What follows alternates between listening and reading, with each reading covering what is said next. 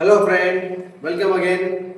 Friends, आज हमने जो लास्ट टाइम पे देखा था पिछले वीडियो में एजुकेशन बोर्ड के बारे में जो हमने इंफॉर्मेशन दी थी, उसमें बहुत सारे बोर्ड्स थे जिसमें से हम लोगों ने कुछ बोर्ड्स को यहाँ पे लिया है आज के इसमें, जिस यहाँ पे हम लोग इस वीडियो में इस बोर्ड्स के इंफॉर्मेशन को कंप्लीट करने वाले हैं।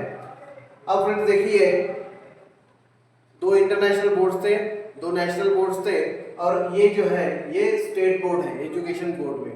तो फ्रेंड्स, हमारे कंट्री में सबसे ज़्यादा जो एजुकेशन में पीछे रहने वाले स्टूडेंट होते हैं वो सबसे ज़्यादा इसी स्टेट बोर्ड के स्टूडेंट्स होते हैं, जिसमें से हम लोग पहले बोर्ड को लेंगे तो जो होता है स्टेट बोर्ड का हायर इंग्लिश मीडियम।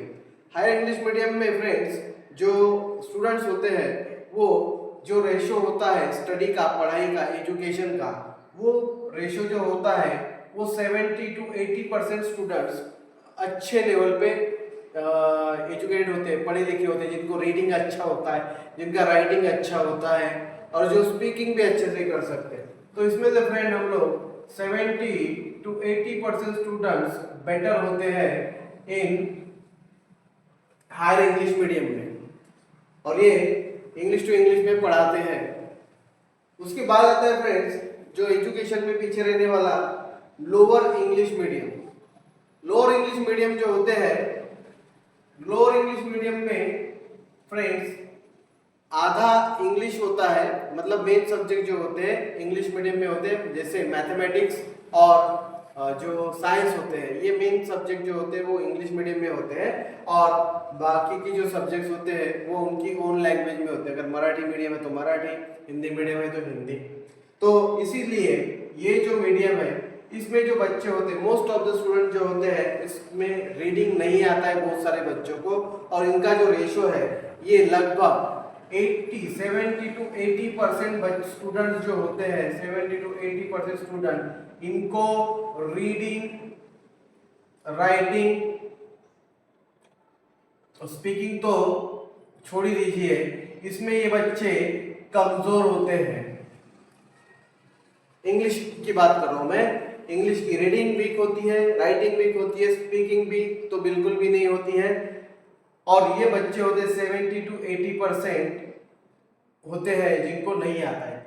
लेकिन यहाँ पे उल्टा है, हायर इंग्लिश में 70 to 80% ये बेटर होते हैं, ये बेटर होते हैं, और ये नहीं होते हैं, ये बेटर होते हैं और ये बेटर नहीं होते हैं। तो फ्रेंड्स, ये है हमारे यहाँ पे स्टेट स्कूल्स में जो लोअर इंग्लिश मीडियम के बच्चे होते हैं उनकी ओन भाषा में, जिनको खुद की भाषा है उसमें भी उनका पढ़ाई कम होता है, और जो इनका इंग्लिश होता है उनमें भी ये बच्चे कमजोर होते हैं। तो ये रेशियो है students.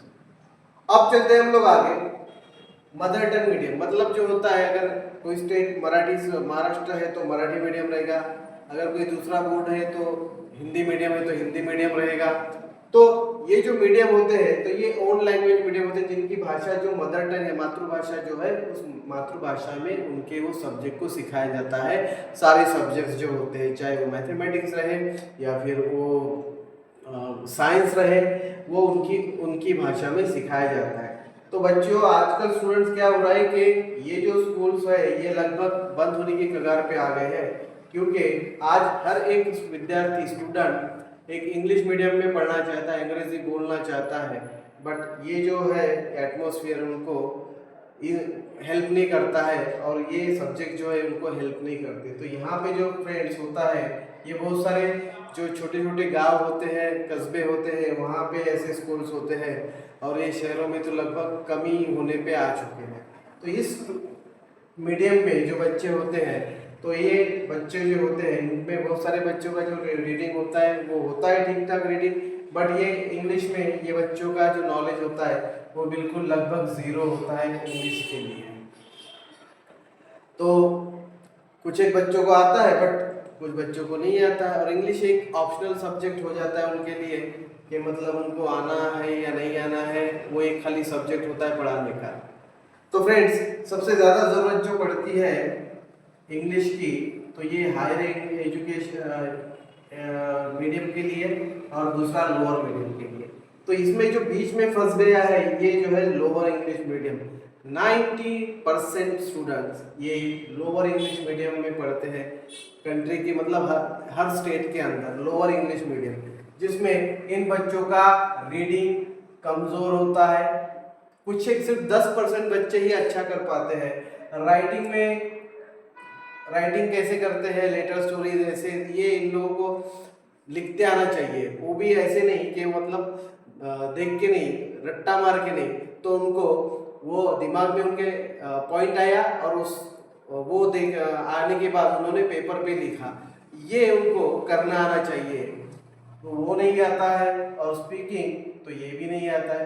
Most of the student आज जो एजुकेशन लेते हैं कॉलेज में, जो भी बच्चे होते हैं जो आज कॉलेज में जाते हैं, most of the engineering students होते हैं या फिर सीनियर कॉलेज करने वाले BA BCom BSc वाले स्टूडेंट होते हैं, ये मोस्ट ऑफ द स्टूडेंट जो होते हैं ये लोअर इंग्लिश मीडियम से आए हुए रहते हैं। तो इनका क्या होता है कि रीडिंग और राइटिंग और स्पीकिंग, ये तीनों चीज़ें इंग्लिश में बहुत कमज़ोर होती है।